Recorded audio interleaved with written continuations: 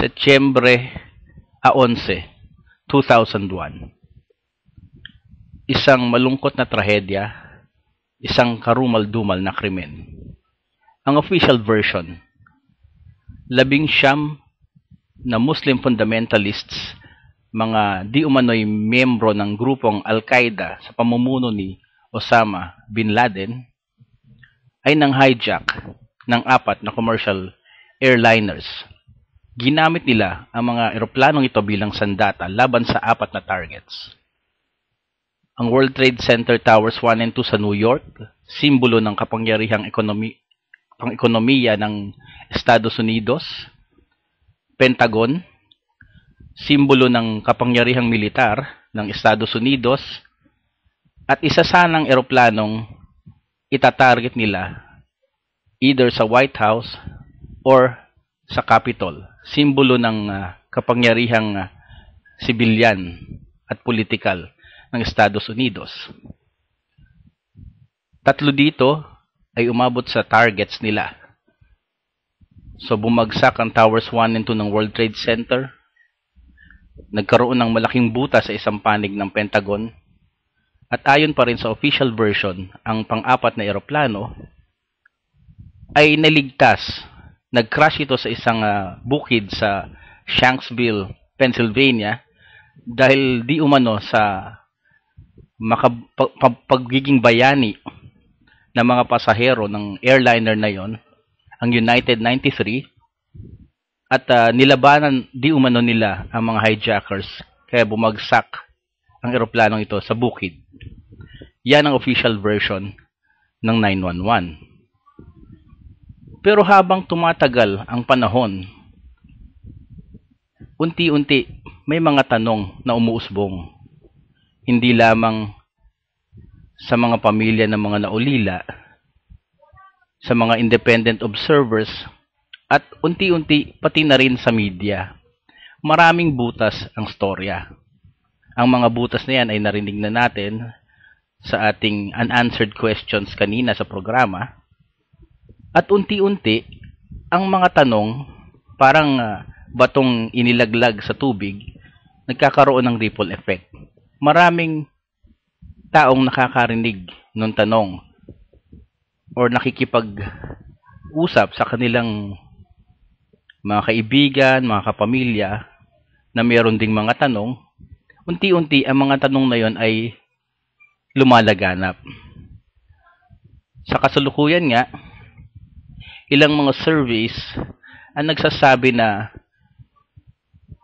bagamat minority o minoridad, unti-unti marami na ang mga taong nagtatanong kung yung nangyari ba talaga nung 2001, 9/11, ay nangyari nga ba talaga?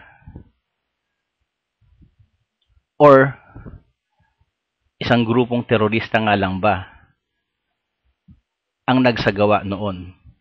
Or baka naman they had help. Meron silang mga kasabwat. Hindi lamang na mga kapwa terorista nila. Ang pinakagrabe, baka may kasabwat sila sa loob mismo ng gobyerno ng Estados Unidos. Sinasabi ngang inside job. Pamilyar tayo dyan, di ba? Pag may mga nakawan dito sa bangko, isa sa unang iniimbestigahan, yung mga empleyado mismo ng bangko. Inside job ba to? Tinulungan ba ng mga empleyado ang mga magnanakaw? Binigyan ba sila ng mga plano ng bangko? Ng oras ng mga routines ng bangko? Yun ang isang tanong.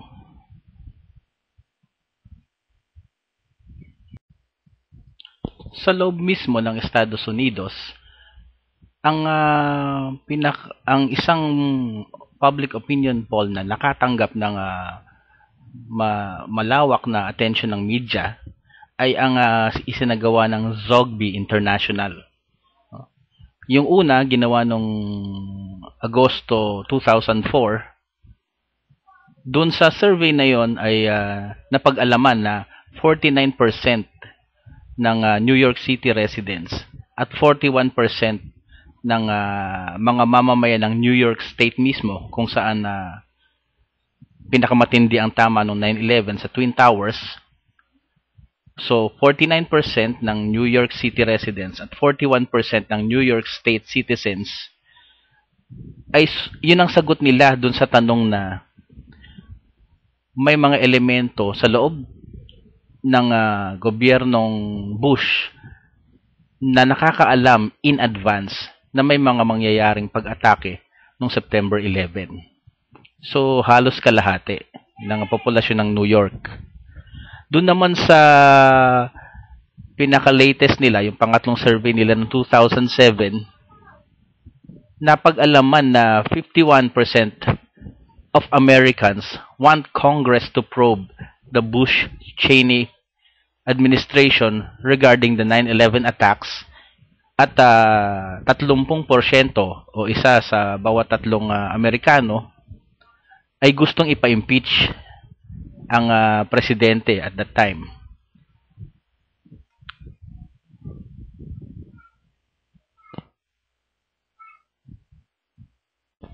Finally, sa 2006 na poll na i-kinomission ng New York Times at CBS News, 16% ng mga Amerikano ang nagsasabing ang gobyerno ni Presidente Bush ay nagsasabi ng totoo. 53%, mahigit sa kalahati, ang nagsasabi na they are mostly telling the truth but hiding something. At significantly, 28%, halos sa isa sa tatlong Amerikano, ang nagsasabi na ang gobyerno ay mostly lying, nagsisinungaling, at 3% ay hindi sigurado. Kung sino man sa atin ang nakakasubaybay nga naman ng mga pangyayari at mga balitang lumalabas at mga datos na didiskubre nung panahon ng 9/11 after September 11 nung 2001, kung gagamitin lang natin ang ating common sense at saka yung angking reasoning power natin, makikita nga naman na or madidiscover na kung titingnan natin ng mga pangyayari noong 9/11, meron tayong pamantayan na pwedeng gamitin. Ito rin yung ginagamit sa mga, siguro napapanood natin sa mga crime movies o kaya sa mga crime series, no? Ito yung tinatawag nating motive, means, and opportunity. Sino ba ang may motibo o dahilan na gawin ang isang bagay? Sino ang may kakayanan, no? Pera, gamit, mga tao o mga kasabwat. Sino ang may means para isagawa ang isang krimen? At sino ang may oportunidad? Sino ang nasa tamang panahon at nasa tamang pwesto sa tamang panahon para mangyari ang isang bagay, isagawa ang isang bagay, o hayaang mangyari ang isang bagay. Para makita natin sa mas malaking konteksto, sino nga ba ang nakinabang at sino ang nalugi dahil sa 9/11, tingnan natin ang consequences. Ano ang mga naganap pagkatapos ng 9/11? Unang-una, nandyan ang dalawang military invasions ng Afghanistan at ng Iraq. No? 2001, Afghanistan, Iraq, 2003. Hanggang ngayon, marami pa rin ang mga sundalong namamatay. Nagdeklara rin ang gobyernong Bush at kasama ng iba ring European governments, although hindi lahat, ng isang global war on terror. Sa loob ng Amerika mismo, nilikha ang Department of Homeland Security. Tapos, andyan din yung paggastos, no? The draining of US Treasury for war and homeland security. So, malaking bahagi ng resources, economic resources ng US ay napunta sa militar at sa security expenditures, no? So hanggang ngayon, pinagbabayaran ng mamamayang Amerikano in terms of taxes at utang sa labas, utang panlabas, ang Global War on Terror na yan. Kasabay nun, nandyan din yung Patriot Act na ang epekto ay nababawasan o nalilimitahan ang mga karapatang pantao, civil liberties, human rights ng iba't ibang sektor ng mamamayang Amerikano. Nandyan din ang dahil sa Patriot Act at iba pang mga emergency measures na sinagawa ng Bush government, nandyan ang pag-allow o pagpayag sa torture, yung tinatawag na extraordinary rendition, kinikidnap, hinuhuli yung mga suspected na mga terorista at dinadala sa ibang bansa. Doon sila tinotorture para makakuha ng impormasyon tungkol sa mga di umano'y activities ng mga terorista. So dinadala sila. Minsan American citizens yan, no? Dinadala sila sa ibang bansa na kung saan legal ang torture at doon sila pinapahirapan. Yung iba naman nahuli, dinadala sa Guantanamo Bay. Nandyan din yung parang self-censorship ng media. After nung unang araw ng 9/11, parang unti-unti yung mga media, lalo yung malalaki, ano? Yung malalaking ABC, CBS, etc. Parang ang pinalalabas laging story ay yung official version. Nung panahon nga nung digmaan, nung unang invasion, yung pagpasok ng mga sundalo sa Iraq noong 2003, sila yung parang rara, shuwariwap. Sila yung mga nag-cheer on na, sige, bombahin yan, sige, invade yan.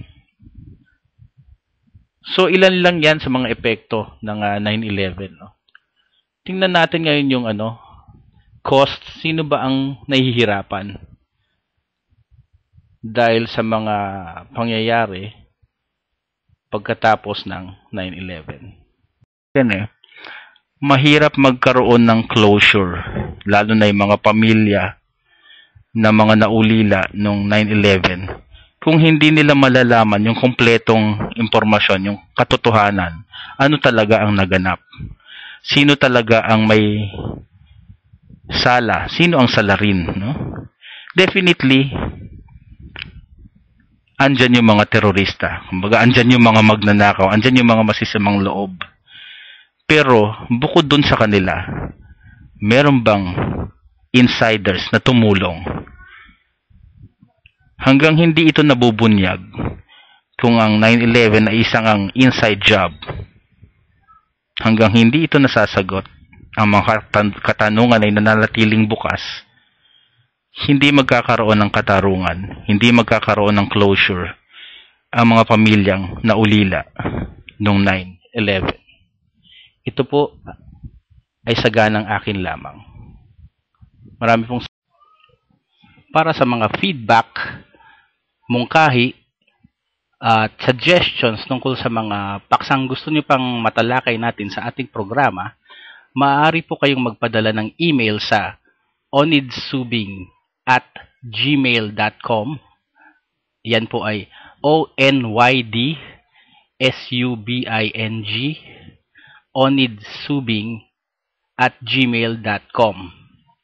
Or pwede rin po kayong magpadala ng komento o feedback dito sa Facebook sa Kakampi Online. Hanapin niyo po 'yon, no? Kakampi Online, KAMMPI Online. At doon niyo po sa feedback sa comments, maaaring ipadala ang inyong mga suggestions at feedback. At dyan po nagtatapos ang isang edisyon ng Ang Tatay Kong Jeff Rocks, Dad Rocks.